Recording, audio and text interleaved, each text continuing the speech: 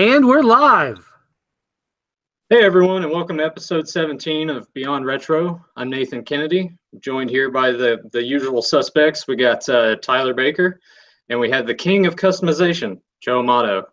Guys, how you doing today? You did. I like that. You did that pretty good there, Nathan. You just delivered it real good. King of customization. You said it with a little flair, a little power, a little pizzazz. Because somebody was like, saying last week when they did it, they said they kind of delivered it kind of monotone with not a lot of excitement. So I don't know, you hit it there pretty good. That's all on Tyler. That's all Tyler. I can tell you this: that you can go straight to hell. Exactly. Go straight to hell. An extra bam, bam, right there. How's that feel? You like that? You like that kind of excitement and intensity when delivering dialogue there? That's better. That's the way to do it. I'll cut her damn rim on. I don't know. He still sounds a little monotone to me. There was part of me that thought about doing the intro as like Vince McMahon, because like back in the early part when he would do like the announcing, he'd be like, rah, rah, rah, welcome everyone. But that would have been terrible. No, he did fine. I was going to have my mask upside down for this episode, but I was like, I'm not going to do that. And we probably took it a little too far when we get to whatever we're going to discuss, obviously. But I just want to talk about Stranger Things season 1 and 2 way after they've been announced, because Joe decides I got to watch an episode once a month here, people. Hey, well, you know what's, here's the thing, as we always say, when season 3 comes out, I am telling you right now, we are not waiting months after the release just so Joe can be fashionably late. I like it. I like being late to the party. That's exciting. You be late. Me and Nathan are going to be tackling season 3 the minute it comes out. So exactly. Well, see, we waited so long. We've waited so long that I'm probably have forgotten most of what happened in season 4. Well, here, you got to think about it. You got to think about our show anyways. I mean, we're always, talking about stuff from the 80s, 90s, and beyond. So we're talking about stuff from, 20, 30 years ago. Yes. So also talking about specifically a show that when the iron is hot, that's when we have to strike it. Why do we have to? We don't have to all the time. That's what makes us unique. We can sit there and wait a little bit. Wait, you could not have picked a better time to discuss the It remake when it had just come to home video. That were good, but as for Stranger Things, like I said, it's good. It makes us let it marinate a while. Let people let it sink in. Some people might have been absorbent. Then we could do it. It's like, that's good. I like it. And a month ago. Oh, month then. Well, anyways, I want to say hello to JSP in the chat room and Iceman Traveler. They're both in the chat room. He still looks like he wants to say something. He's so angry right now. Yeah, I know. And also, I want to say hello to... He's all monotone and angry. Yeah, calm down, Hulkamania. Well, anyways, and also Jake Juggalo is in the chat room, so thank you for joining us. So we have a few people here in the chat room. There's more watching, but these are the people that have spoke up so far. So, thank you for joining us for this episode. And yeah, I'm sure, we'll get into it, of course, for Stranger Things here. And this Sunday, me and Tyler will probably go on a crazy barrage for the Sunday when we have another topic we'll be discussing on Fans of Power. Oh, but God. That's another podcast. Yeah, that's another podcast. That's another thing. But this time, are we going to do Hangman on this episode? Hell, if you got one, we could do that. We could do a crazy little pop culture thing. If you have something at the spur of the moment, we could do middle of the show. There's a notepad over here. Maybe towards the end we can do some Hangman to make Tyler angry again. Oh yeah, that was a classic one. That Hangman. I forget that. It's something that it can always stay consistent. It's always good trying to stump somebody on whether it's an old movie, an old character. Here with all this bullshit going on right now. Yeah, he's gonna light his place on fire. Yeah. Yeah, I guess so. Also, I want to say hello to Tamara Shipper. She's in the chat room, and I hope I said your name right. I'm not used to saying her name. I'm used to just saying Jake's girlfriend, because that's Jake Juggalo's girlfriend. I always call her Jake's girlfriend. Never seen her by her real name, but I laughed at Joe, running around outside in his underwear like prior to Christmas and asking kids, "Hey kids, I got candy in my house. You kids want to my house?" Frightening poor children that are on Santa. Find out they're not crying because they're on Santa Claus. They're crying because they see a lunatic in a mask with a camera looking and say, "Hey, everybody, look at this live. Look, what the hell is this guy doing?" So pedophile, and you get tackled by a bunch of parents. Like, I'm just doing a podcast. It's like this guy was trying to videotape our children. It's like, no man, let's try to get the parade on this live. But all right, well, Tyler, Nathan, whoever wants to start it off, you go ahead and we'll just dig into this because it's always fun. Go ahead. I was just going to say before we start to dig into it, I just want to mention that it was interesting. The post that you made on Facebook before the episode last week got quite a bit of attention, and I was honestly a little surprised by the reactions. There was a lot of hate towards the remake, which I guess I understand from the standpoint of, it's a remake and everything. But it was surprising to me because when it came out, word of mouth from everyone that I was around was all positive. So it was interesting to see that many people that were kind of totally against it. I agree with you. It was a mixed bag. I mean, I made that post about it, and said we're going to be discussing, obviously the one from the 80s and then the current one from 2017.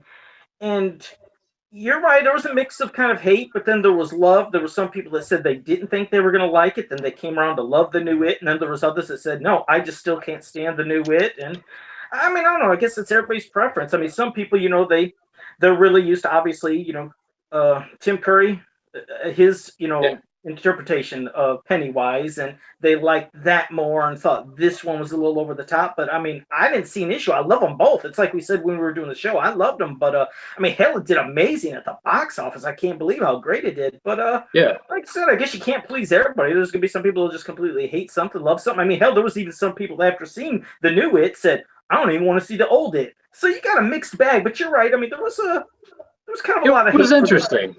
It was like just some of them were just flat out like, no, I hated it. And I was like, whoa, okay. And some that were like, no, I don't want to do like part 2 ever because part 1, they just hated it that much. They're not even going to give the second part a shot. Yeah, to where some even said they didn't even really, I think some were only going by previews and maybe a little bit. And they said, oh, I was done. I was like, no, you got to watch the whole movie to give an actual impression. Like, that's the one thing that I've never really flipped over is when somebody will give their opinion on a movie that they did, they didn't even watch. It's like, well, you can't tell me an opinion if you haven't watched this whole movie. You haven't. Oh, shut up! Not you. It was going to suck big donkey balls. Well, no, I'm just saying. You see it to know that. Yeah, but what I mean is, like, for people for it, there's a lot of people said it was garbage, and I was like, "You see it? No, but I seen the preview." Just for argument's sake, for those pricks out there who want to abide by saying they wanted to, that mentality where you can't knock a movie unless you've seen it. I mean, I haven't seen Batman versus Superman. I refused to see Justice League. I didn't see Ghostbusters. They're all 3 movies that once I found out whatever I was, things I was like quite certain was going to happen come to fruition, and come to find out that he did even more harmful stuff to those properties. Nathan has seen Batman vs. Superman, confirmed it sucked, Well, hang on. I still haven't finished it. I've tried to watch it 3 times. Okay, well, even more to that, Nathan, we trust our viewpoints on this stuff. Joe has seen Ghostbusters, and yes, he said it was awful, and then everyone. Well, that's with me. I like at least.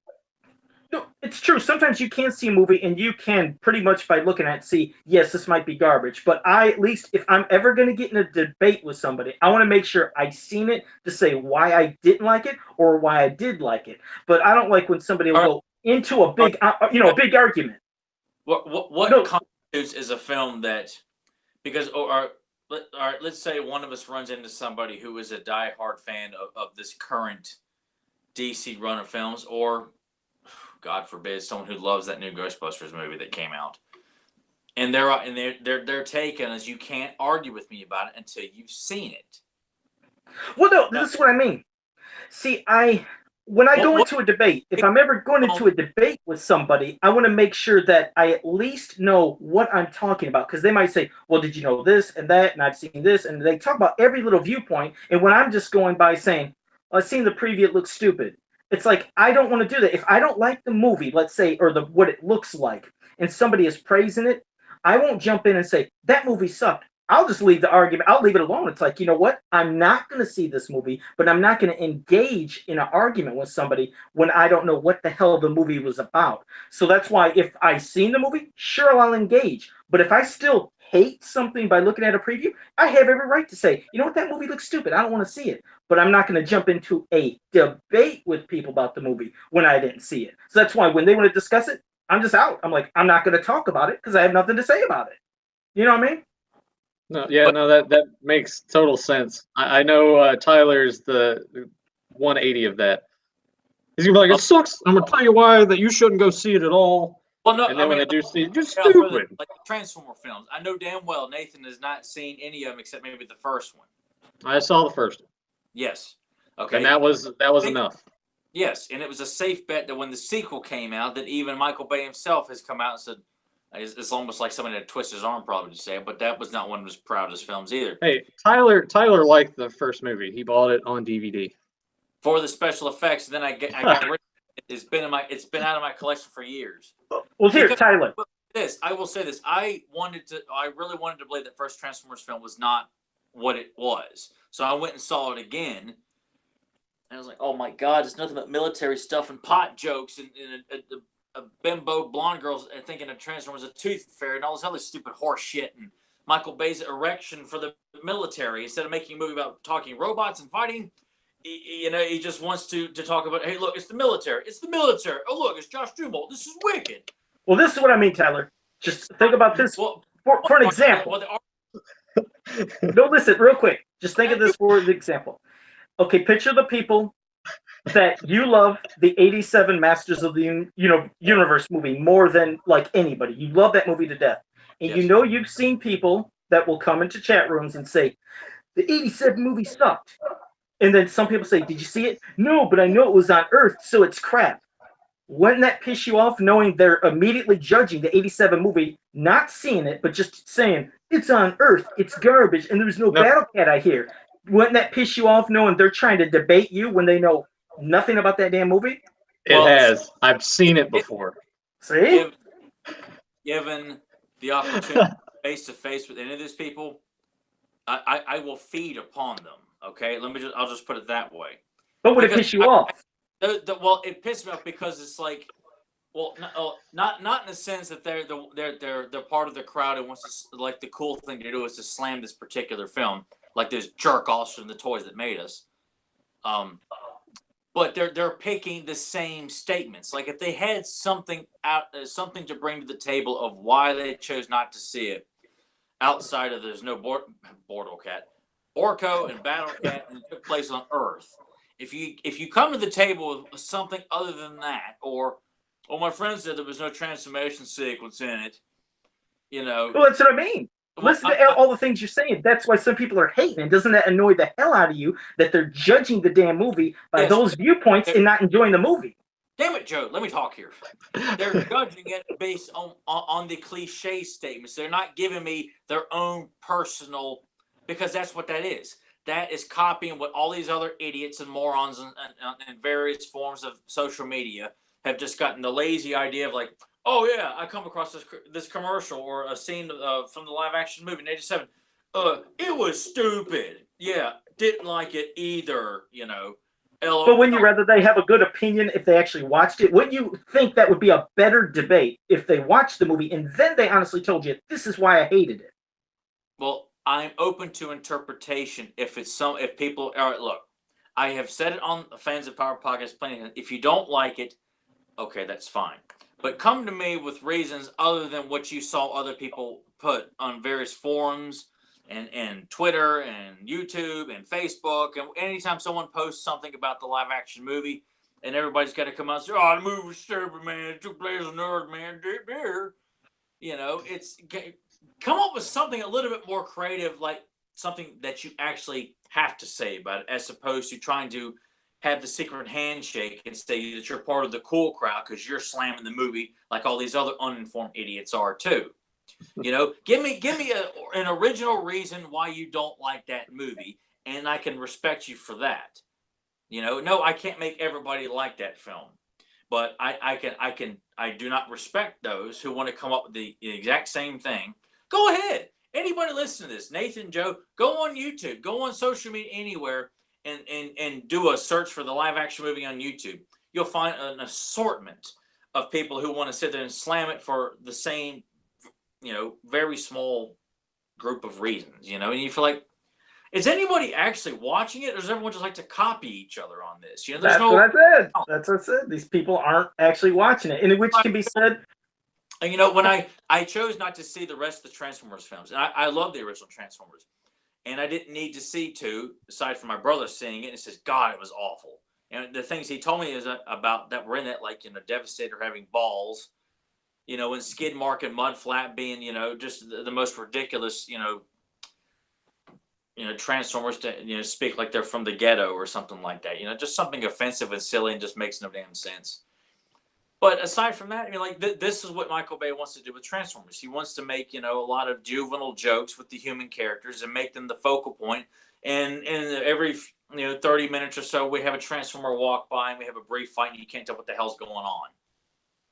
I get that. That's what they're going with this. Yes, they made a lot of money doing that format. I'm in the minority on that one. But I didn't need to see the rest of this film to know that this is what the rest of these films are going to be like. With Marky Mark and the Funky Bunch to Shia LaBeouf, they're all going to be the same thing.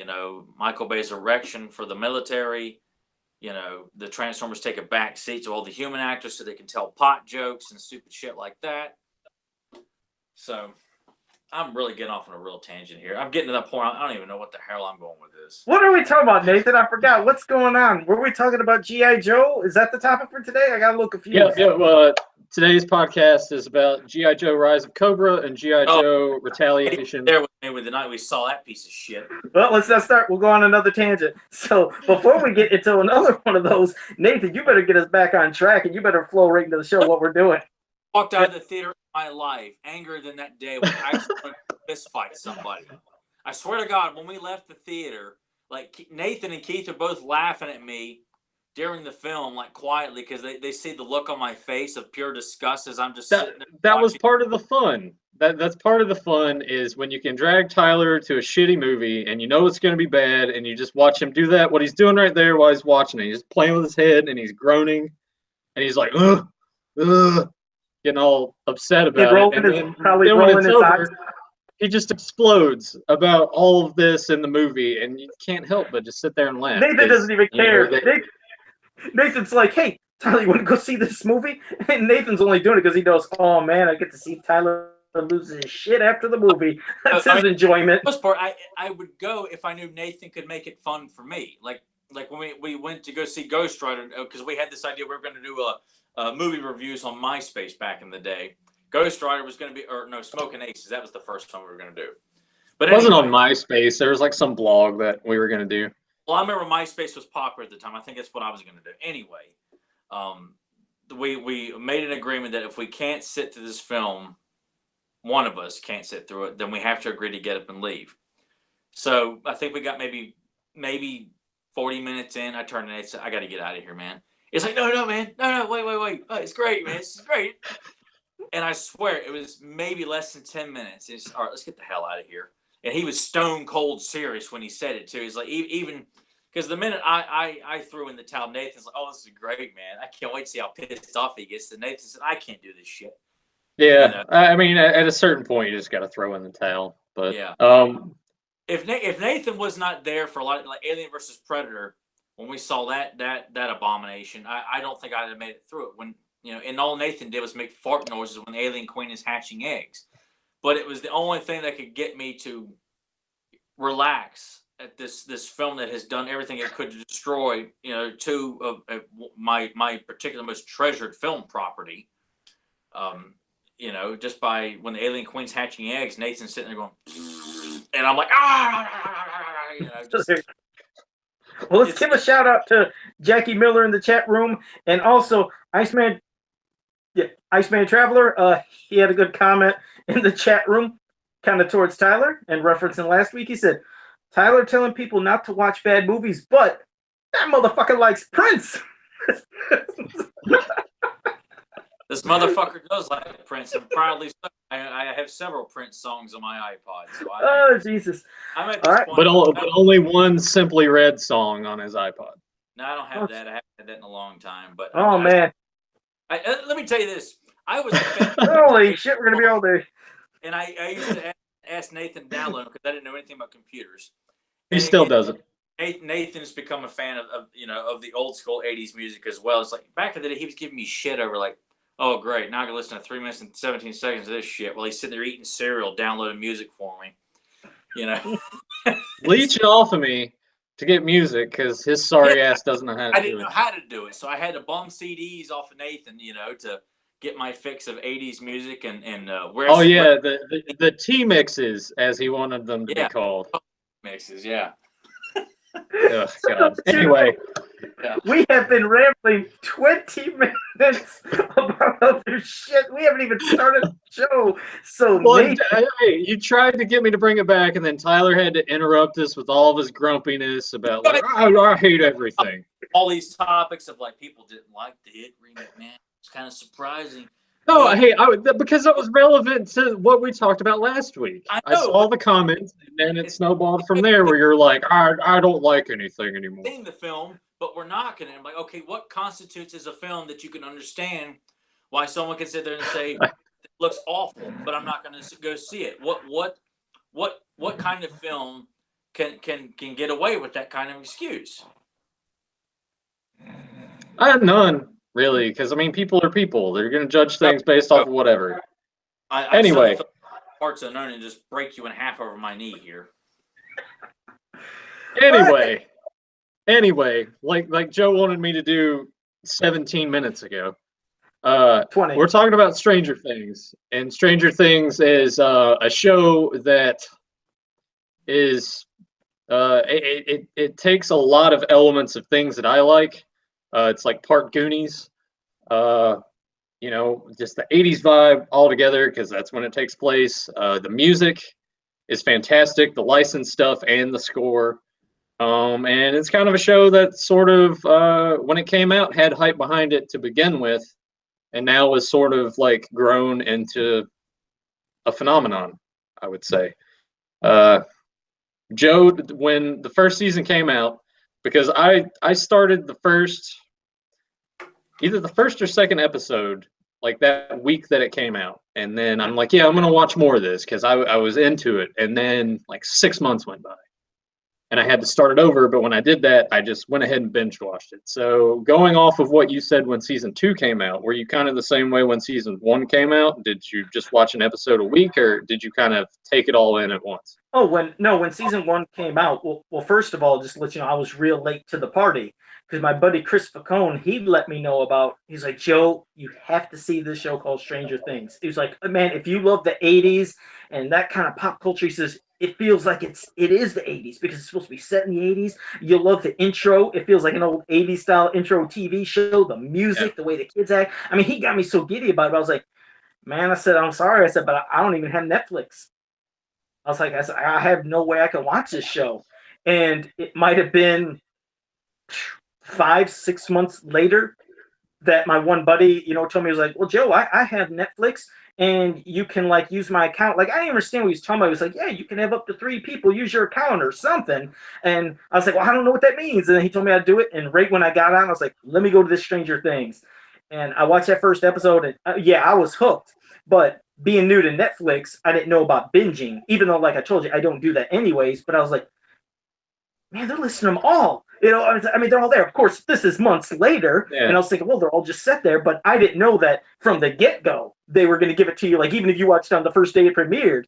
So I was like, no, I want to take and just enjoy this bit by bit. So I did just like I did with season 2. I just did one every week. It was, you know, it's just, like I said, I like the anticipation. I just like the waiting because I just hate the thought of, you know, I could make it last, let's say, just over 2 months, almost 3 months. But then, you know, you got to wait. Like, let's say I binged it in 1 day or 2. It's like instead of waiting maybe hypothetically 6-7 months for the new season, now I got to wait like almost a whole damn year. And that's what kills me. It's like, you know, people who love Walking Dead, you know, they actually sit there and they have gatherings and parties and get-togethers. Every Sunday, it's like, oh, man, we're going to meet up and watch the new episode of Walking Dead.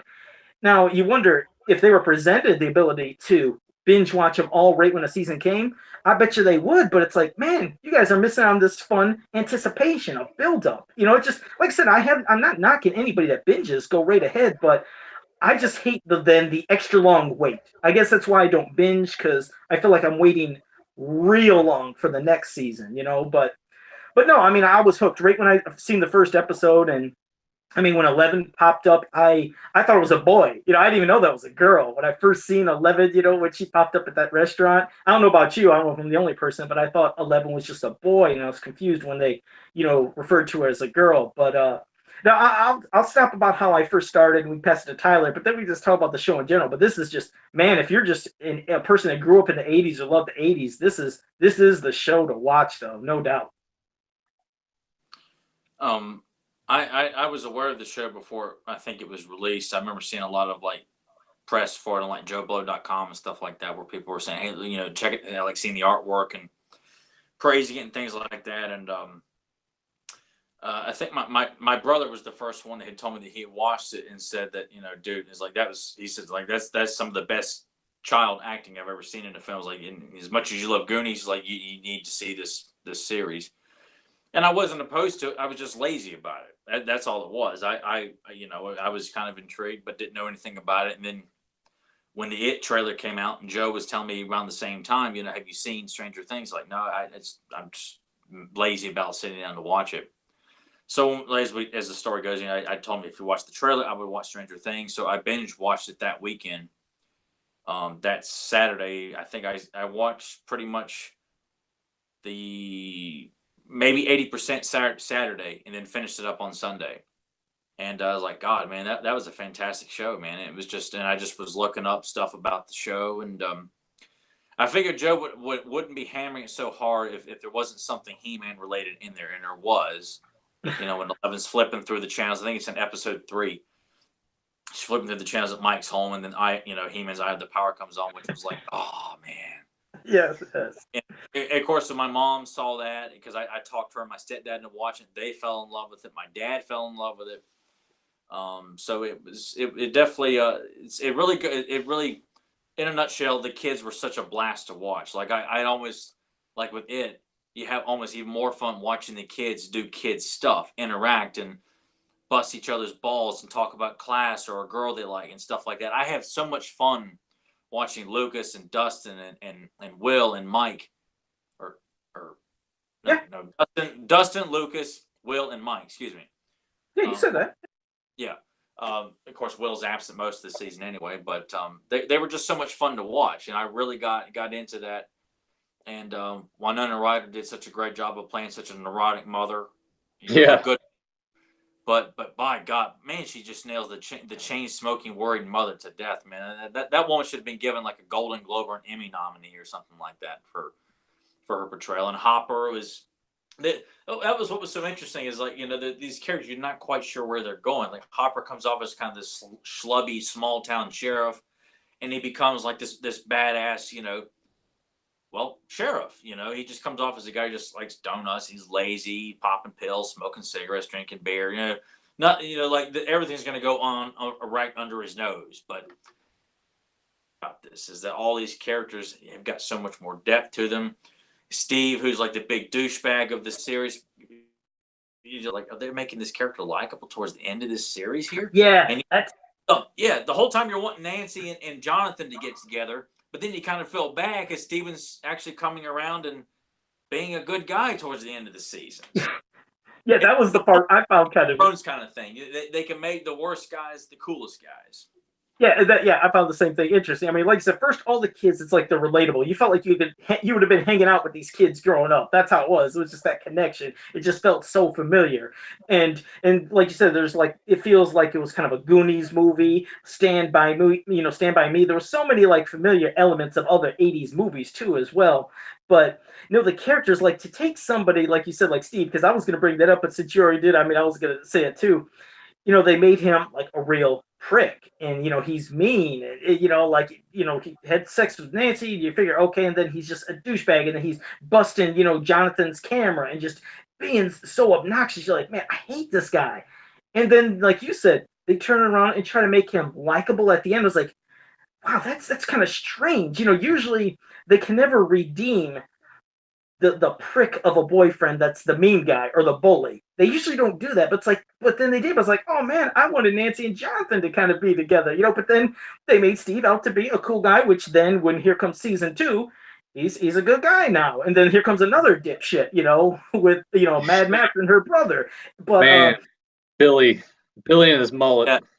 Yeah, Yeah. I hope to God we get more Billy in season 3. We see the inevitable like affair he has with Mike's mom because man, she was Yeah, yeah, Jeez. that part. I was like, wow. I like, yeah, he's at the door and how he's giving her the look, and she's kind of looking at him too. I was like, geez, what's going on here? But that guy, you could tell.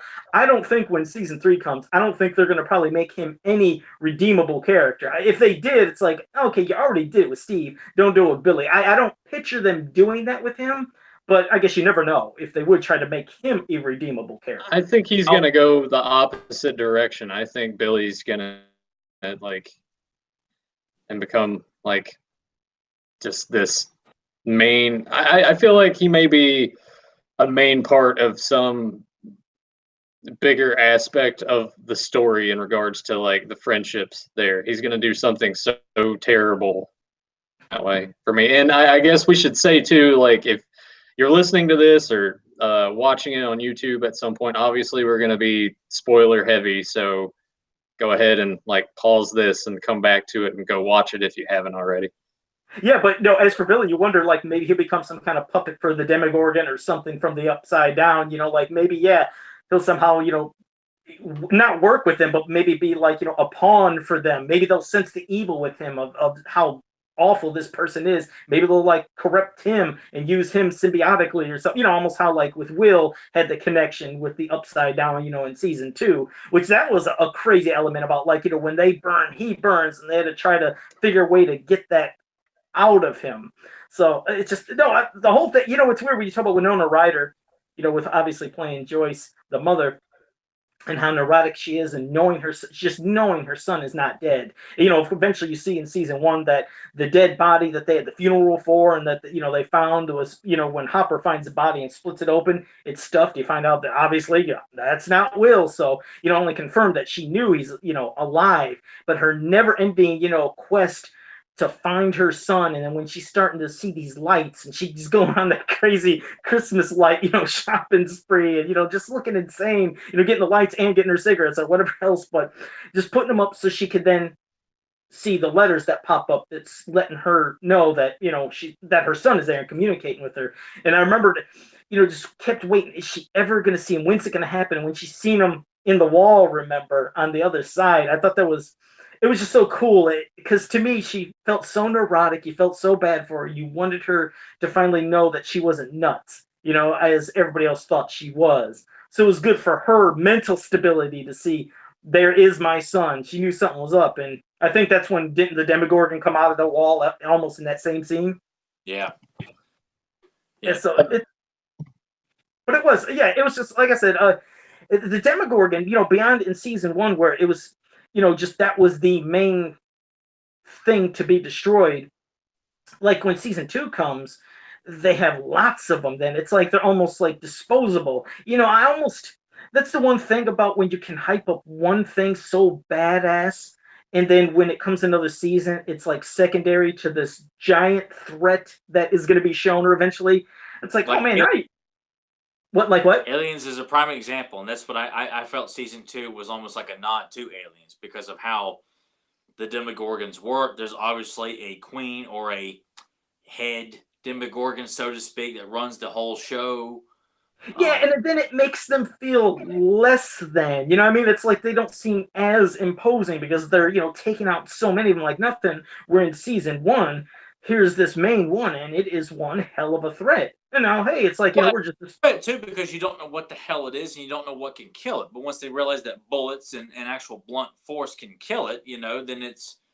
especially when you don't know what it is. It's running around in the woods, eating, dead deers and stuff like that. And they're not as scared now, obviously, because in the first season, obviously... dealing with, so that's why I kind of feel like it's like Alien and Aliens. Ripley is aware that these things are terrible, but she's taking them out left and right in the sequel until she comes across with the alien queen, which is, so that's why I feel like it's all right to downplay or kind of make the Demogorgon somewhat easier to defeat when there's so many of them running around because there's a much bigger threat on the horizon and they know what they're dealing with this time around.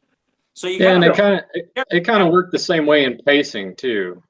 Like with the first season, it's obviously a little more methodical and mysterious, and you have that big ending. Then second season comes around, and it's just like you're right in it and you're ready to go. So a little more, not as maybe for the second season for me, it seemed like it's not as much. There's still a little mystery there, but definitely not as much as the first season. Oh, it always happens. Yeah, once you have that first season, you're right. Anytime there's a second season or something to another, whether it's a movie or a series, you're right. It's like the mystery is slightly gone, but then they try to find new ways of making, something else mysterious, or wondering origins of something, or who else they're gonna, introduce into the show. I mean, I enjoyed season 2 just as much as one. Yeah. Like, yeah, and this is like I said, it's all opinion. If people like or hate a certain thing, that's fine. But I know that in season 2, the episode where 11, Jane, whatever you want to say, when she goes out on her own to try to find out what's going on about, who she is, maybe find her mother or the reason she has her power, other people like her. And when it's that sub episode when she meets like number 8, I can't remember what her name was, but when she met her in the gang, a lot of people said, man, I felt like that was a worthless episode and they shouldn't have did it. But you know what? I don't feel like that myself. I feel like she found out. See, first she was wondering who should she be with. She had that big explosion with Hopper, who took her in season 2, as a father like. And they had their big, argument. And she's always having to be in the house. And, she finally left. And now she's thinking, could this be my new family? But she sees what they're doing, even though number 8 told her how to harness her power. So it's like she learned more about her powers, and she also learned what really is more important, who was her family. Because as she pops up towards the end of one of the episodes before the last episode of season 2, and you see that one Demogorgon fly through the house, and then the door opens, and bam, there she is.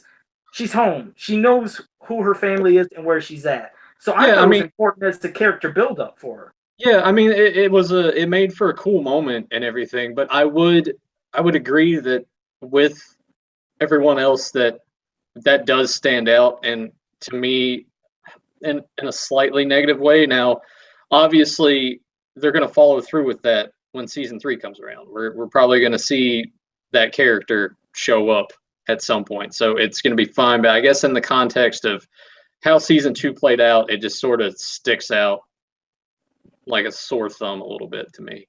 I agree. No, you're right. It does. It sticks out because it definitely is different. I remember when I first was watching how it started, I was like, this is kind of awkward. They're like in the city. It feels weird. It feels out of character. But then as it progressed more and more and I was seeing what was going on, I understood the context of what they were doing then. So then, yes, it made sense. And it made me not dislike the episode as much, because I agree, when I first watched the episode towards the beginning, I was like, man, I'm not feeling this episode. This is kind of weird and out of place.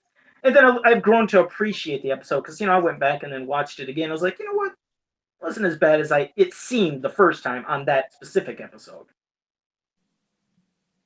But Tyler, go ahead, since we were doing a little rambling. Go ahead. No, I mean, it was fine. I get why people felt that it sidetracked. It took you away from the core cast of their adventures to kind of, I was kind of surprised because it was so 11 based. I figured most people would be behind the episode because she is arguably the most popular character of the series. So to have an episode based on her backstory to a certain extent and have her expand on who she is and what she can do. So I mean, a lot of people would be behind that, but a lot of people, clearly just didn't feel like didn't serve a whole lot of purpose to 11, even though we were given a whole lot of her backstory.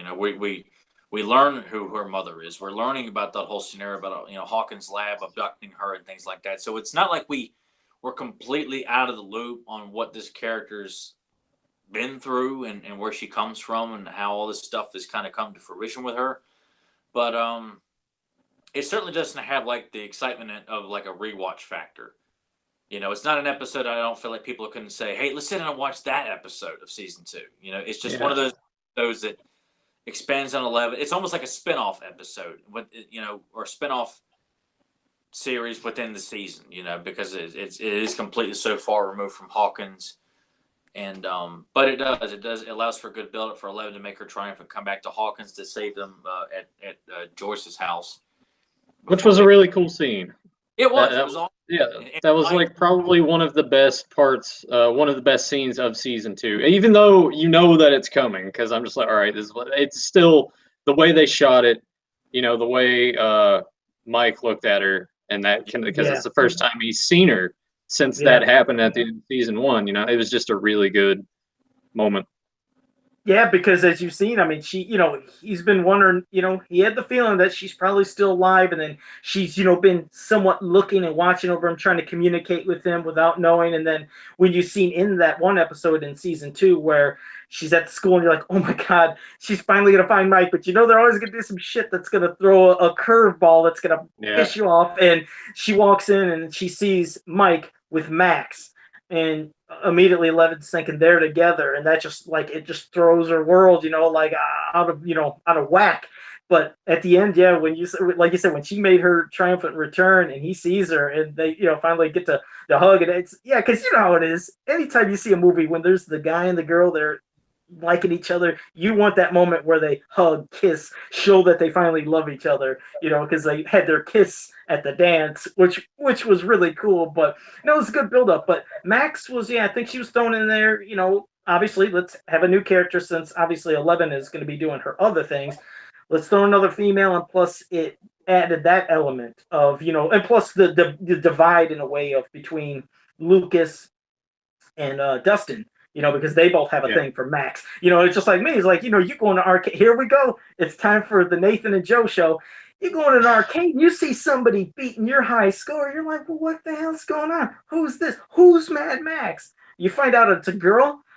Yeah, that's gonna turn you on, especially guys like, well, a girl is better than me, because you know how it is back in the 80s. All guys thought they were the best at video games. So to know a girl not only is playing games but is better than you, that's an immediate turn on. It's like, I gotta meet this girl, and then she looks hot. You're like, I gotta date this girl. So I like that little character. Yeah. Yeah, and Joe worded it that way because Tyler never got a high score on any arcade cabinet. Never had his name up there at all. He's never had his initials up there. Multiple arcade. I just didn't put a lot of stock into doing that. I was more about my own personal gratification of getting to Shao Kahn at the end, or getting so far in Tekken, or winning a tag team match on WrestleFest. It was not necessarily.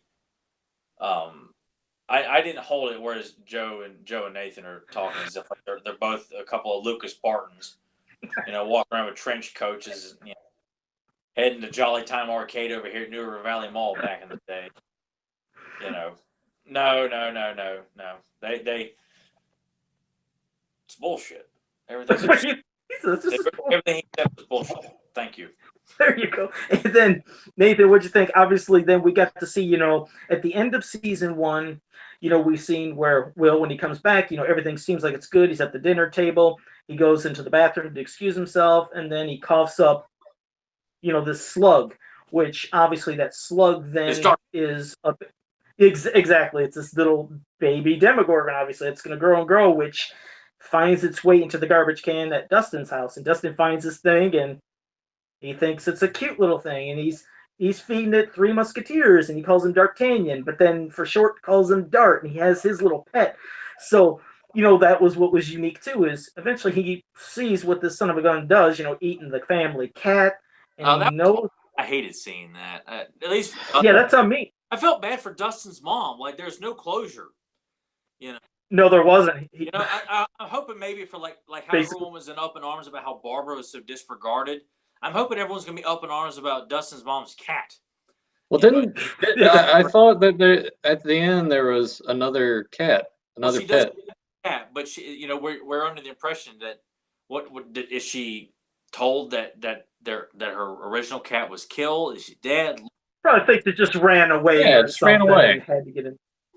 Yeah, that's the best, safest way. But yeah, it's like, how hard can that be? For like when you think about Dustin, he's hiding from everybody about his, pet that he has, and knows he found it, and they're upset at him, and he knows it's a bad thing. He's trying to still see the good in it. Like, towards the end when they're all, underground, when they go, into the upside down, but in that tunnel area. And I think that's when he sees Dart and, confronts it and is not fearful. And did he have Three Musketeers that he gave to him again? I couldn't remember. Yeah. I thought he gave, he gave him a piece so they could get away. And that's just one of the coolest things about season 2. And I hope that my computer's being like kind of weird. Anyway, one of the best things about season 2, for me, like just seeing not only the progression, but it's kind of like, season 1 had that focus on Mike and Eleven, and Nancy. And by the time season 2 rolls around, it's like, all right, well, let's take Steve, let's take Dustin, let's take Lucas, and kind of like shift them to the front, kind of like make them have more to say and more to do. I really like that. And also when Dustin does find Dart, it kind of reminded me of Gremlins. So I'm just like, you guys are just hitting all the bases here. It's like Goonies, Gremlins, like all this stuff. They've taken everything. And to kind of go back to season 1, like sort of what sucked me in anyway is, there's the mystery in that first episode. And, you see the beginning, and then, Barb's gone and everything. And then you bring in the kids, and they're sitting around playing D&D. And even though I never played it, I can certainly appreciate the fun that's involved with sitting there with your friends and like making a night of it. And they're sitting there, and I'm watching them, and I'm like, the first thing that popped in that I just eagle-eyed out, I'm like, oh, they got a poster from The Thing. I'm like, that's great. I'm in. I don't know where it's going to go from here, but once all those first things happen, like that first episode, I'm like, all right, let's go. That's all it takes. Yeah, you got to have some reference of the 80s or your childhood, and that it sucks you in. Like I said, with He-Man, with me, and that with you. And then when season 2 comes around, like you see that they're, he's clearing out his toys, the first figure I think he has, and he's getting rid of his Man-at-Arms. I couldn't remember if he got rid of a He-Man figure too. I was like, oh no, he's throwing away his He-Man figures. But for Ghostbusters, Lucas comes to redeem that idea where he gets mad at his sister for playing with his He-Man toys and saying they're not even from the same planet. I was like, oh, I like that. Mike may be trying to give away some of his toys, but Lucas is holding steady with the power of Grayskull in this episode here. So yeah, because what his sister was playing with, was it Barbie and He-Man together or something, or like they're regular? You're right, they're from the same planet. I did like that, and I like that. Yes, we finally got to see Lucas's family and Dustin's, because you didn't see them in the first season. So you're right. I like that we got to see more of the characters that were in season 1 and more about their families. It all works so well. I mean, hell, season 2, how it started with them out trick-or-treating and, with the Ghostbusters out, costumes, which was cool. And then when Will's out and all those kids came up to him, like trying to scare him, and one had a Jason mask. So I'm freaking out, oh, Friday the 13th, even though I think he had a mask from, I think it was part 8, which was years after when it was supposed to be taking place there. But I was like, I'll let that slide. I'm not going to be that person that nitpicks. 84, that's when the final chapter came out, so Jason was already wearing the hockey mask. So someone I said mask. It looked like they took part 8's mask, and I was like, they shouldn't have part 8's mask. But I'm not a nitpicker. I wouldn't do that, but I swear it was part 8. So they screwed up. They screwed the pooch there with the mask. It's not a nitpicker. I'm not a nitpicker, but they did screw the pooch on that mask, I believe. I think it was part 8. I could be wrong, but I'd have to go back and double check. But it was still cool. I want to go ahead and take a second too to bring up something that always made Tyler jealous, because anytime I get an opportunity to do that on this show, I'm going to do it. Okay. He noticed, or I told him once and brought it out and showed it to him, but Hill's Department Store. We used to have one of those around, and when I was a kid, like my parents would go there pretty much, like, I don't want to say every weekend, but we were there frequently, and that's where I did all my school clothes shopping and everything. Anyway, they had like these Ghostbuster jumpsuits. So I got one, and I used to wear it to school all the time. I don't think Tyler ever had one, and I remember him being kind of jealous of that. Oh, just wanted to bring it up. Well, that's not a dick move, but that's all right. Did Tyler ever say he wished he had one or something? Did you rub it in his face or what? I think I did. A time that I was over at Nathan's house in high school, and he's pulling out something that he completely forgot that he had. Oh yeah, I forgot. I did have a complete Ghostbusters Firehouse with the box intact. Hell, I didn't even ask for that for Christmas that year. He's just getting gifts like nothing. Yeah, I do have the Ecto 2 car, Ecto 1 car from Ghostbusters 2. Yeah, I remember like that just kind of gave me by an extra neighbor. Like I told her I really didn't need it, but she gave it to me anyway. No, hey, I knew that I had all that stuff. I didn't forget about that stuff. I forgot about the comics that I had. So when we're down there, we're pulling, and Tyler's flipping through all of them, freaking out the whole time. All this is, you're like, No. What is, dude? This is the first appearance of Venom, Amazing Spider-Man number 300. Like, huh?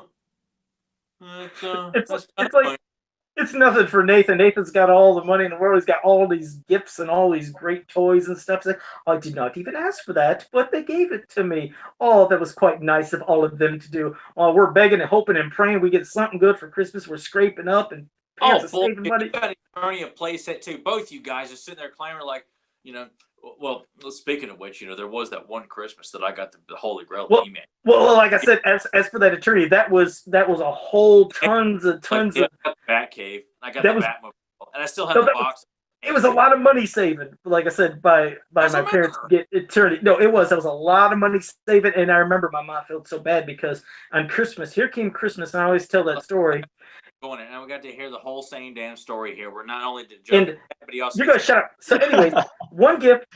Here's one big gift that's sitting there under the tree for me, and I knew it's Eternia. My brothers and sisters had tons of things that they could open, all these different little packages, and I had one, and my mom felt so bad that I was opening one that she found a way of getting like another land shark in a box and 2 other gifts and something else. I was like, Ma, you didn't have to do that. I was like, this was fine. She's like, yeah, but I felt so bad. You just opened one gift. I was like, this is an epic gift. And I just knew all the effort and savings and what they did to get that. So that's why it meant the world. But I want to say something real quick about Hills. When you're talking about Hills, and that'd be cool if that ever popped up in Stranger Things or some show if they tried to do a little retro thing with Hills. But yeah, that was the place where I remember first seeing Nintendo, seeing the Sega Master System, and they had those kiosks where you could play them. And I remember playing both, like, God, it's like I want these so bad. That's when I seen the Meteorbs for the first time and got the Meteorbs. But Hills was the place that had one of the best meals. And everybody always thinks I sound insane with this. Me and my dad would go to Hills every Friday, and we would go there to their section where they would have hot dogs and things, and we'd sit down. But they had like nacho chips. Yeah. And then we get chilies and cheese that we put on them. Oh my God, did Hills have the best chili cheese nachos I've ever seen anywhere? It's like, where are you guys going for supper? I'm going to Hills. Like, Hills? What the hell are you talking about? Like, yeah, they got chili cheese chips. Like, what? But it was a big buffet. I mean, we always got the popcorn and always got an icy. Icy, yeah. Yeah. Because they always had the different cups. Like I remember, like I still have them. It's just all kinds of like sports cups, a lot of baseball team stuff, especially when I was like super into baseball. I miss that store so much because everybody does. The toy department was just like always stocked. Nothing was ever blown out, and they had like everything. They did. I miss Hills. I'll ever going to Hills and not finding, because Hills was such a, like, Kmart was like a hit and miss. It could suck, and you could go in there and you could find WWF Hasbro's Hulk Hogan with the Hulkster hug. Like, oh my God, they've got it. Whereas you go to Hills, that's where I get He-Man, you get G.I. Joe, you get some of the new Ninja Turtles, you get the new Adventures of He-Man, you get the Street Fighter G.I. Joe figures, you get RoboCop figures, whatever. The Spider-Man toy line, Star Wars Powers of the Force. It was like I got so many firsts. All at Hills. I mean, it was just, and everybody, to this day, everybody, anytime from my own family to other people outside my family, you mentioned Hills. That's why me and Nathan always have so much fun talking about it. Everybody has the fondest memories of that store. It was great. And they all associate getting ices or popcorn or hot dogs or whatever it is. That was part of the experience of going to Hills. Like Joe and his dad getting chili cheese nachos. Nathan and I mean, his family would get popcorn and icy. My mom would not we would not leave Hills without one of those tall bags of thin bags of Hills popcorn. Yeah. Accompany it. I gotta look. I think I even still have a bag somewhere because I thought I put like one of my things in it as a kid and wrapped it in a Hills bag. I'm gonna have to see if I still have that. But I mean, I miss it. It was like the one place I felt like I could go to it was a trek. It was like from where I lived. It might have been like 4 or 5 miles away. And I remember it was the first time I took my bike and rode my bike to Hills and took my chain and, of course, wrapped it around a pole and, got my bike safe there. But it was the furthest I'd ever went to go somewhere. I was so obsessed with Hills sometimes. If I couldn't go, it's like, man, I can't wait. I got to go myself, and I ride my bike. I just love that damn place. Like I said, especially when the era came, beyond looking for the toys, but yeah, when that Nintendo and when the Master System was at the kiosks, I mean, I would just go there just to play, and they didn't care back then. I know that nowadays, sometimes they don't like kids playing the demo games, but they didn't care. I was just there. I'm sitting there playing Alex Kidd in Miracle World on the Sega Master System, then jumping over playing Super Mario Brothers, and then Duck Hunt because they didn't even have the gun thing. It's like, damn, I miss Hills. That sucks that place had to go away. It was just, like you said, it had absolutely everything. I love getting my Halloween costumes there too. That's where you get the Ben Cooper He-Man outfits and everything. Oh God. I guess I'll ask this too. Did your store turn into an Ames? Because that's what ours did, and it just like yes, yeah, yes, it did. And then now it's a Lowe's. It went from Hills to Ames, and now it's Lowe's. So, well, ours turned into a Tractor Supply. So yeah. Similar. Yeah. It changed hands over. It was like an antique mall at one point, but now it's I think it was a church at one point. Now it's a Tractor Supply store. Yeah. Yeah, that's where I got my laser disc of The Crow from that antique store that they threw in there at one time. Oh, that's cool. I was going to say real quick, Jackie Miller in the chat room said, now I think the slogan might be different. I might be wrong. Now, Jackie Miller said, remember the slogan, Hills is the place for kids? I always thought it was Hills is where the toys are. Isn't that what it was? I remember that one too. Did they have two of them? Because I remember Hills is where the toys are. The toys are. I remember seeing that, but it could have been different for every area. It's hard to say. Like I don't actually remember I didn't see commercials for Hills when I was a kid. That was just a store that I knew instinctively. That's where I get my He-Man toys. That's where I get G.I. Joe and yeah. I never. Yeah. Anytime my parents were like, "We're going to Hills," I'm like, "Oh shit, yeah, I'm getting a toy." Yeah. Damn. Advertise if there was, I never saw commercials for Hills. It was always maybe the newspaper, but other than that, it's just like we were conditioned at a young age that Hills is where you go to get nothing but cool toys, play demos of video games, and check out the video selection. And I enjoyed it more than Toys R Us. I loved Hills. Yeah. Hills was just an event. I mean, you just felt like you were really going somewhere. Nathan, though, that was because Nathan's not far from me. When we were kids, so that was a big thing to go towards because it was an hour away. Yeah, and that was the only one close by. You had to either go to Richmond, which was even further away, or I don't even know where south. You probably Charlotte, probably been the closest one. So going to Toys R Us, that was the equivalent of going to heaven. It was. I mean, it felt like Hills was the cream of the crop, but Toys R Us was like, oh my God. This is like the whole. It's like your church. It is a young boy's church to go to Toys R Us. Toys R Us was different. You're right. I mean, it was loaded with all the toys, but you're right. Hills just. I felt like I was going to like a mini carnival or something because, like you said, you made a day of it. I mean, not only shopping for whatever, if you were getting clothes or toys or games or food, they even had little carnival like mini rides for when you were real young. The little carousels or the things to get on. I mean, it actually felt like it was just a mini carnival in a way. Real quick, I want to say JSP said we were both right. There was two slogans. Hills is where the toys are, and Hills is a place for kids. So it had two slogans. So thanks, JSP, for pointing that out. And again, like we always do, which I love, we went on a 20-minute side rant about Hills during Stranger Things, but I love it. I mean, hell, we started off with a 20-minute rant about everything in the world. Yeah. So, no, but go ahead, if Nathan. We can transition back if you want some of your final thoughts on Stranger Things if you want to Tyler, and we could do a little bit to close her up. Well, I mean, we still got like half an hour. We got plenty of time. Oh, good. Okay, good. All right, go ahead. I guess I'll jump back to Winona Ryder because prior to Stranger Things, like, what's the last thing anyone saw her in? Like Mr. Deeds, Star Trek, Corrupted, Oh yeah. Yeah, she plays Spock's mom. Yeah, but that was for like what, 5 minutes? No, I was just being specific. There's no, she hasn't had any like major starring roles in a film in a long time. No, she's been, Yeah. So in my head, I'm like, I haven't seen her in a while, and you see her, and it's not only does she act all of that well with the stress and everything, but she looks it too. She looks like death. And one of the funniest parts for me in season 1 is where like she figures out what's going on, and then like it comes through the phone and burns her phone. So she goes back to her job and it's like, hey, can I have an advancement on my pay? Gets another phone and like hooks it up. She's like, trying to get in communication again, and then it just gets fried again. To me, that was like it was funny just because of those first few episodes. She plays it so well, but it's also, at least to me anyway, a little bit comedic because it's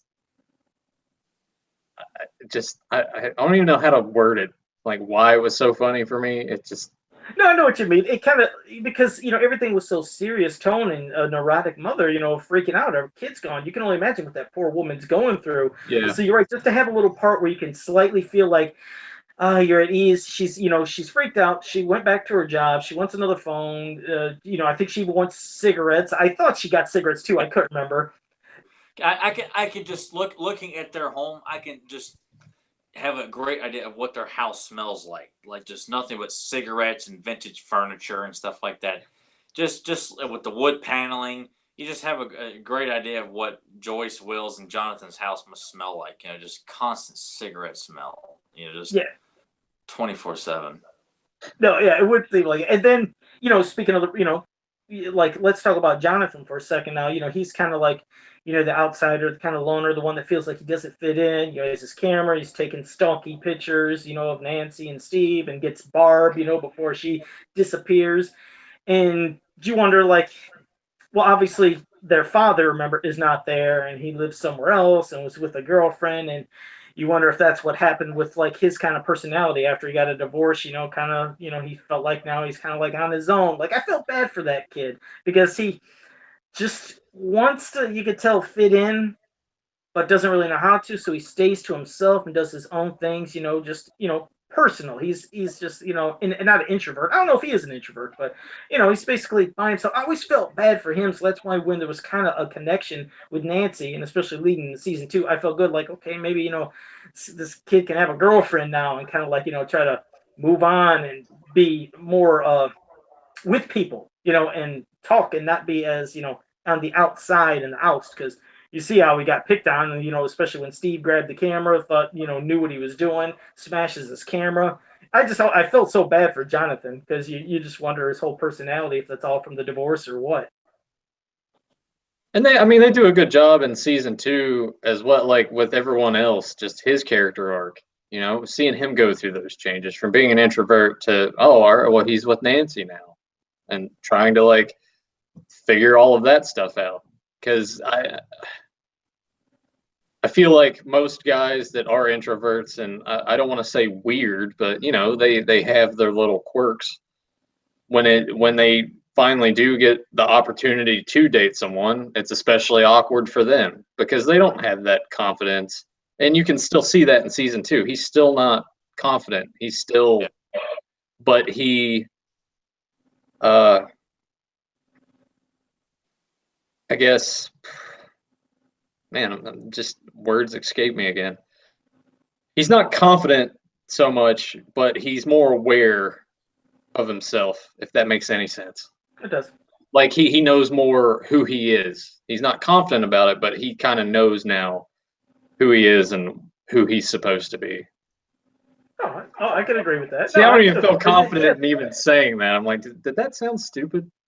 No. I know what you're saying. No, it's there's a lot of different characters with how their development is, or pairings you wouldn't expect. Like in season 2, I thought one of the most unique ones was how they put Steve and Dustin together. Like with stole the entire season was that duo. Yeah, that was kind of cool, because that is probably one of the most unexpected duos you would even think that they would pair up. So I thought that was just different, seeing them putting those two together and seeing what they could do with Steve and Dustin. I just, like I said, I like seeing all the other characters that they were just, trying to introduce new ones, new relationships. And like I said, we never really did explore much about Max. I mean, what did you guys think of that triangle with Dustin, Lucas, and Max? Always, the two obviously vying for her affection, but were you pulling for one to really, get her over the other, or did you just find it interesting altogether? It came off like Lucas was featured more in that triangle. It almost kind of felt like it was kind of a triangle because Lucas had much more of an ongoing kind of interaction with Max, whereas Dustin was kind of standing by, observing, and then when he breaks off with Steve, Lucas has a little bit more interaction with Max overall, so where it doesn't feel like much that it's there, especially when they all meet at the junkyard, had the big fight with the Demogorgons at the bus, but it still feels like Lucas has clearly got that. This is where Lucas is going with this, and that Dustin is going to kind of be taken under the wing of Steve and learn what it's like to build confidence in yourself and approaching women and talking to girls and stuff like that. I mean, Dustin kind of he kind of exuded the confidence to like he wants everyone to think that he's confident, even though he's really not. Because you can see like deep down, especially there at the dance, he's just like sort of crushed. So it was one of those things when Joe was asking who was I pulling for. I was pulling for Dustin because obviously, he wants that connection with someone. He wants a girlfriend and everything. And his way of going about things is, maybe if I'm a smart ass and kind of exude the confidence and it'll happen. And Steve kind of like brings him down a notch. It's like, no, like do this. And you can see it like there at the dance. He's like, Dustin does the thing with his tongue where he's like, oh, I can't do it because I'm terrible at it. But, Steve's like, yeah, don't do that. Yeah. Right. He was doing that quite a bit now that he got in his pearly whites. But no, you're right. Dustin, he, like you said, he tries to be confident, but you're right. Beyond being with Steve and then his, hidden, creature pet Dart, it's like he had more focus on other things. Like he couldn't put all his focus into trying for Max. Where, in reality with Lucas was just being himself and wasn't even really trying. That's what was good about it. And he just immediately, more clicked with Max. Even though Dustin, you could tell Dustin really was trying, but he still wasn't focused. About that. Lucas was more hands-on about approaching her, like taking her to the arcade to try and explain to her what the hell they've been dealing with, coming to her house and running the risk of Billy coming out and going on some sort of racist rant, which that's kind of what it's implied. Yeah. But Lucas clearly was the more hands-on with Max, so that's why it never felt like Dustin was going to have much of a chance for that to go any further, even though he's talking to Steve about it. And when she shows up, Steve's like, is that her? You're like, yeah, that's her. But he still felt like Lucas has got her, like that those two are going to, kind of be a couple, so to speak. So, but it worked out better because that's where it leaves Dustin and Steve's relationship to be a lot more closer because he's looking to Steve for guidance on how he can get what Lucas has got or get his own. And because did they ever show? No, I was just gonna say real quick. Did they ever explain or show where Dustin's dad was? Because maybe Steve, even in a way, became like a father figure if he didn't have a father. I took it as a big brother, a cool big. Well, I mean, an older male role model to help and guide him. That's why I didn't know where his father was. If they explained it, I don't think they did. But it worked out for Dustin in the end anyway, because at the dance he gets to dance with Nancy, and oh man, you guys talk about like hot girls all the time and all this stuff. If I was of high school age in that time period and I went to school with her, oh holy shit, I would be I would be like running into locker doors when people open them and everything, because I'd just be like in awe of her. But he got to dance with her, and not only that, she made sure to do it in front of other girls. So it's like, hey, check this out. Like, he's a stud. So that's how some of the girls follow through. I like that. You're right, because that's how some of the girls were looking at him then, like he was a stud. See, it's times like that that made that those are the moments that shine the most for me in Stranger Things, or those moments. Not necessarily all awesome Demogorgon and crazy Hawkins Lab stuff that was going on, but those simple moments with the kids being kids, because of going to the sock ops and you want to dance with a particular girl and you get rejected, and it was a real to have. It was just kind of like almost like you kind of feel like it's inevitable that Nancy and Steve will get back together at some point, because Jonathan's off filming New Mutants, so I don't even know if they'll keep him on Stranger Things season 3, or he'll be written off. What's he doing? What's that? What did you say Jonathan is doing right now? Jonathan has been cast in Fox's New Mutants TV series, so he'll be playing in that. So kind of makes you wonder if if that takes off, will they write Jonathan's character off the show? Oh, they better not. They better No, not. he'll be fine. Yeah. Well, I guess what I'm getting to is that I almost feel like Dustin's going to be the one that brings Steve and Nancy back together, because when Steve picks him up, teaches him how to style his hair and how to approach women, and drops him off and tells him go get him. He goes in there, and then Nancy is the one that continues on with the night of building up Dustin's confidence. So I just know for a fact there's going to be a moment where he probably tries to confide in both of them based on what happened, on that night. And that's going to end up bringing Steve and Nancy kind of back in this roundabout way of like, where Steve's going to be like, I really miss her. I'm crazy about it. Like when he stops and looks at Nancy, talking to people as she's at the concessions and stuff. You just know that these two will meet again and get back together in season 3. Or they won't. I like it better. I guess you never know. No, you never know. But no, I'm sure they should still keep Jonathan on. We've seen a lot of people do multitasking, doing a couple shows. So I can hopefully still see him being there for season 3 when it happens. The one group of people, maybe just a couple, it's kind of strange. I don't think they popped up in season 2, but remember the little punk ass bullies from season 1 that were picking with all, and remember at that quarry and everything, trying to tell, Mike to, jump off. And when he does, then you see he floats up and then here comes 11. And pissed her off. Boy, she broke that one bully's arm. And I loved it. I love seeing when it's like 11 lost her shit. But you never seen them in season 2. I don't even know if they might have been background characters, but did they show them at all? I don't think they did. They probably didn't, but between getting your arm broken, someone making you piss yourself, you probably don't want to show up anywhere near them anymore. So you would. I mean, because 11 was showing her shit. Well, I mean, like when they were being chased, in season 1, and that van was, there. Remember, she like used her powers to make the van flip over them. And when they were towards the end, when she killed off all them bastards, that one, the female, whatever the hell you want to call her, agent, and had her eyes bleed, killed all of them. Like, wow. Yeah. When she took out that one Demogorgon at the end of season 1, that scream, it's like you just feel the pain and emotion. It's like, so you knew she wasn't dead, but you're wondering, okay, what's going to happen? How's she going to come back? And then at the end of season 1, you see, Hopper putting those, some food or Eggos or whatever in that container in the forest. Then you find out season 1, okay, he found her. She came back, and then he had her in a cabin. It was like I said, that's what he was doing, was trying to keep her safe, because he figured if they find her, obviously they're going to come get her. And which led to the whole thing of her leaving, which we talked about earlier, because she's been stuck in that place the whole time. He has a secret knock for her to let her know it's me. So I like that. I like that, he was trying to be a father figure to her. But, well, in a way, she's a kid. She's got to understand rules and, to listen to things and boundaries, and like a kid rebels and breaks out of the house. So I like that. I like that they had her like a kid.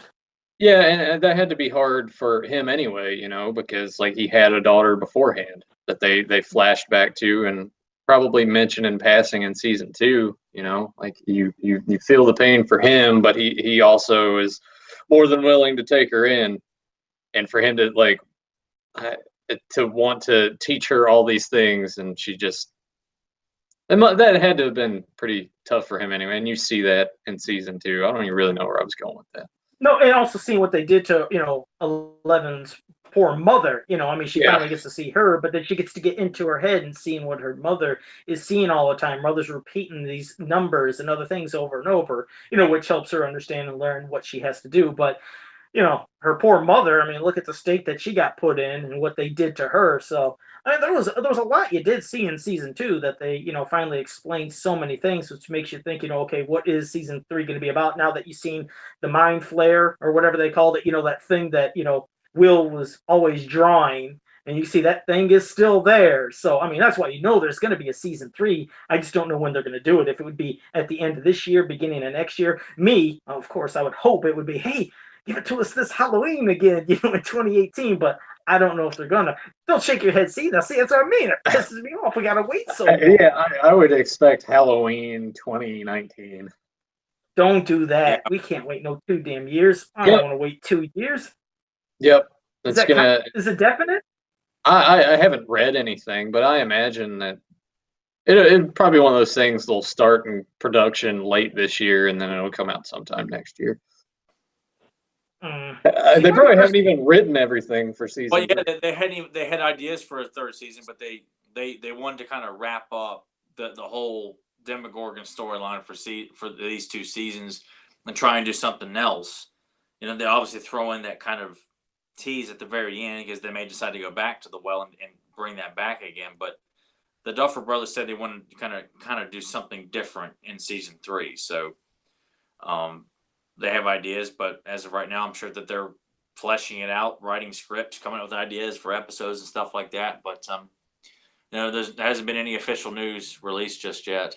Well, you know, whenever it does happen, I would, as much as I'd love the show, I'd hope that they would, with season 3, maybe that'd be the end of it. Meaning, sometimes they try to go so far and do too much with the series that it kind of starts, you know, losing the impact and the momentum and the feel of the show. And especially, like I said, if you keep waiting years and years, they're just going to be getting older and older and older. It's like, okay, what can you keep doing? I mean, I love the damn show to pieces. Of course I do. Like I said, I think they could. I mean, I think 4 seasons would be plenty, since they kind of hinted at that. They would do 3 seasons for sure, maybe 4, and then. Oh, did they say that? Okay. Yeah. I've seen that. I've seen that written down from them that they season 3's pretty much a go, but 4 would probably be the last one, and to see them as you know, a bit older teenagers, you know, referencing other movies which would be around, and you know, around that time, you know, because of Aliens, maybe even 1987 with Predator being out and stuff like that, RoboCop.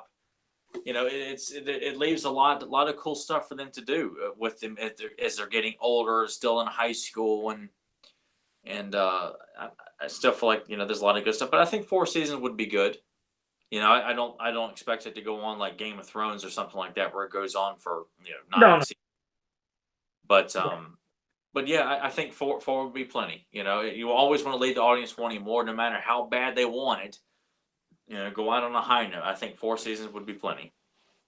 I would totally agree with everything you just said. Because if you go too far, you wind up with like what The Walking Dead's going through right now. You know, there's still people. Yeah, there's still people that watch it, but I haven't watched it since season 5, I think. And I would hear about what happens. I'm just kind of like, eh. No, you're right. No, Nathan, you're right. I mean, for some shows, like you said, Walking Dead, Game of Thrones, maybe other ones where it's like adults, and it feels like sometimes, well, since they almost always look the same, it seems like keep going and going. But when you have the ones, like you said, with the younger kids, and they get older and older and older, it's like, okay, you're starting to lose the feel of what made that so not just wholesome. I'm not saying wholesome, but you know what I mean, just so relatable. And then they start getting too old. It's like, okay, now we're just trending off in a whole different area, and I don't want that to happen. So maybe by season 4 they could stop.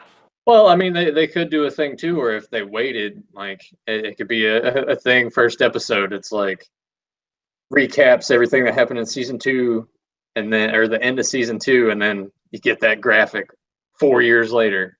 Boom, they're all grown up. Don't have to worry about it. Oh yeah, they could do something. No, they could. It just would be different.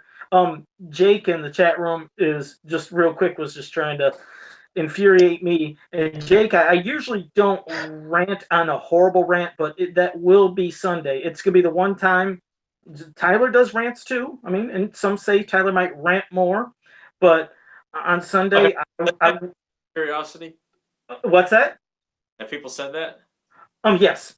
And so I am going to, yes, they have. It's okay, though. There's nothing wrong with that. But I am going to.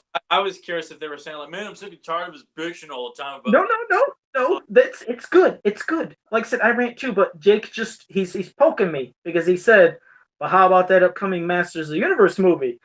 Yeah, Jake, don't worry. This Sunday, I might explode. I'll try to be cool, but yes, I am going to blow up about that. I'll give my opinions, and like I said, people like something, they like it. They don't. That's what's great about opinions, but this is the one time where Joe will go nuts Sunday. So, yes, so we'll save that. But thanks for getting. I'll be tuning in for that one and the Tila concept art with some certain unmentionable things on the desk. We're gonna hold this all for Sunday. But thanks, Jakes, for already getting me slightly worked up. But before we hit the end, because I don't want to miss this part of the aspect of the Stranger Things episode, and I know that it was designed this way and it was written this way, and if you've watched enough TV shows and specifically Aliens, I'm sure you guys thought that Paul Reiser's character and Bob were destined to just turn out to be evil, terrible people. Yeah. Yeah. I mean, I thought that was a guarantee. And then, oh my God, man, Paul Reiser's character is actually not a bad guy. But they deliberately set him up to be the typical evil government doctor, or clearly a throwback to Carter Burke from Aliens. Like, you just can't trust Paul Reiser with the government. You can't do it. Yeah. The one thing that you just brought up, and I'm glad you just mentioned Paul Reiser, because obviously it brought up something to make me think of, and that was Sean Astin popping up in Stranger Things season 2. And of course, his little nod to the Goonies, like, what you guys do, we forgot about that character being, Joyce's, boyfriend, and how he's trying to help out. And damn it, I hated that he had to get killed at the end of that scene. Oh man, that was heartbreaking for damn poor Joyce. She had her boyfriend, and I was like, oh man, they just killed him off, because they were making Goonies references, obviously, in parts of that movie too. But I mean, what about, it's the perfect character to bring into a movie based off of some of the most iconic things. Like you said, obviously there's inspiration of the Goonies from season 1 and season 2, and they bring, one of the most iconic Goonies characters into this, and he did great. He was wholesome, and like, I like how he's trying to give Will that advice about, like, you stand up to demon, or like, don't back down, like his advice, and how that advice backfired, because normally, in 80s movies, remember, when you get the nice advice from the parent or the parental figure, it's gonna work out for you. So you felt safe. It's like, oh man, he's gonna do it. It's like, oh shit, they just turned it right around on us, and wow, they flipped it. It actually backfired. I thought that was kind of cool and sad at the same time. The thing with Bob is he was so nice. I'm like, for sure he's in on it. He's in on this. There's no way he's just this nice. And they proved me wrong. I was pleasantly surprised, because the whole time I was like, just please don't be evil. Yeah.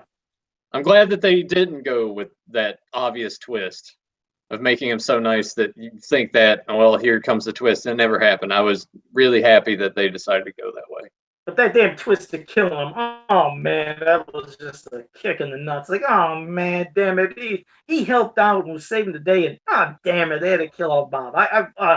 Damn, I hated that. What about Bob? It's another movie, but what about Bob? Poor guy. So yeah, I did like that they brought that in. So they did quite a bit in season 2. It all, even the somewhat lackluster side episode with Eleven and her journey, which did feel, yes, like I said, very out of place, but like I said, it was just character development and building up the character, so I understood what they were doing. I appreciated it more the second time I watched, but I can understand people when they first seen it, it did feel off. It didn't even feel like you were watching Stranger Things. You felt like you were watching some completely different TV show. That's how different it was, but I understand where they were going. Go ahead, Tyler. Tyler's not going to say anything. He's going to sit back there. He's getting grumpy again. I don't have anything to be grumpy about right now, though. I'm pretty even keel. I think I got out on my rage and rants and stuff like that earlier. I mean, there's nothing to be upset about with Stranger Things. There's no negative thoughts or connotations to share. It was, both seasons were masterpieces through and through. Ups and downs, highs and lows. They were all good, whether you hated to see people go or not. I mean, it was a fantastic series, and it'll just be a. I think season 3 I'm sure it will deliver. I have no doubt that it will deliver. I'm kind of hoping that there will be something a little bit more different outside, the whole Demogorgon mythology. Maybe something that kind of keeps it all connected, so to speak. But it'd be interesting to see the boys, tackle something different that's been leaked out from Hawkins' lab or something like that. Maybe some sort of mutant creation or something like that. But I mean, it's a phenomenal show. I mean, I mean, you can't really even with that one-off episode. It's not enough to really feel like there's anything negative to say about this show. There really isn't. People say, "Oh, it's got too much '80s stuff," and I'm like, how? How is it too much '80s? Like, but even if it does, that's where it is. It's supposed to be in the '80s. So how can you have too much '80s when it's the '80s? So many movies and shows sit there and say they're taking place in the '80s, and there's nothing authentic about it. From the furniture to the wood paneling houses to the way they're dressed, the music, the hairstyles of both the guys and the girls. And you may be thinking like, well, how do these boys get movie posters, in the '80s? Like, well, I'm sure they probably got them from the local movie theater. These boys go to the movie theater all the time, get movie posters for free for the guys who own the movie house, which is why Will has got a Jaws movie poster in his room. Mike's got one of the thing. It was just a great way of saying that these boys love movies, just like, us, the three of us, and people who listen to this podcast, and then others out there, they love these kinds of films. It's an all-you-can-eat buffet of '80s fandom. I mean, it's got everything. I almost feel like I would be kind of running in circles trying to praise the hell out of this show because it's a perfect show. It really is. It is. No, it is. I mean, for those who've already seen it, I mean, you know how great it is. And for those who haven't seen it, I mean, you definitely have to see Stranger Things. Like I said, they have 2 seasons on Netflix. Watch them anytime you want, but it's well worth it. If you are a super fan of the 80s, see it. And if you're just a fan of just good, adventures of kids coming together and then family and everything, just anything, any kind of like sci-fi, if you're just into that stuff, I can't picture you watching Stranger Things and thinking, wow, that sucked. So, yeah. Mike's mom, too. We got to emphasize that. Oh, you want to talk about how hot Mike's mom is, huh? I'm just saying, if you want hot moms, you need to check out Stranger Things because of Mike's hot mom. Yeah, Billy, he definitely approves. Nancy too. Nancy's hot as hell too. So yeah. There you go. Poor Barb, damn it, we'll never see her again. So hey, you don't know that. You don't know that. She might. Maybe she'll come back as some Demogorgon creature / with human glasses and curly hair. Exactly, a big Demogorgon with hair and over giant glasses. Like, what the hell are they going to get these giant glasses from? And it's Barb. She mutated into a damn Demogorgon. And then Tyler's going to be like, well, yeah, all right, this sucks. I would probably agree if they did that at that point. Oh, yeah. Right. Michael Bay's done it behind us. I know it. Oh, Jesus. Well, ball jokes and pot jokes. Oh, man, it's so funny. He said the pot. There you go. Well, before we wrap it up, obviously, Nathan will be wrapping us up here. But everybody that was in the chat room, I always say thank you for joining us and all your comments and questions and everything. And I feel bad if we didn't get to as many of the comments as usual because we went on rants. But, I was still trying to acknowledge everybody. I believe I acknowledged everybody was in the chat room and try to still acknowledge some of the questions. So, like I said, if I didn't get to everything, I apologize. But we were ranting. When we rant, sometimes we get a little too excited, and we still hope you enjoyed it for that aspect. But I did shout out everybody, so I do appreciate, we all appreciate when you guys are here and hoping you enjoy the show. But I'm going to pass this off to Nathan so he can do our wrapping up. Before Tyler jumps in and says everything like we did in that Rambo episode. Anyway, check us out, Beyond Retro, on Facebook. There you can see myself, Tyler, Joe. We post and kind of tag all that stuff. So look for us on Facebook. Search for Doug Turner on YouTube because that's where all of these get posted. PopCultureNetwork.com. You can go to Podbean. If you go to Podbean and search Beyond Retro and even Fans of Power, the other podcasts these guys do, you'll see all the list in order starting from the newest going down. And next week, I don't know what you guys are going to do. I might not be here. And there's probably going to be a little bit of shaking up. We might not be doing this when we do it. We might not be doing it live on YouTube. we might be, we might not be. We might have another means, and you guys might have to wait for it to be uploaded on YouTube. Fortunately for me, financially, I have a new job, but unfortunately, I have to work on Fridays.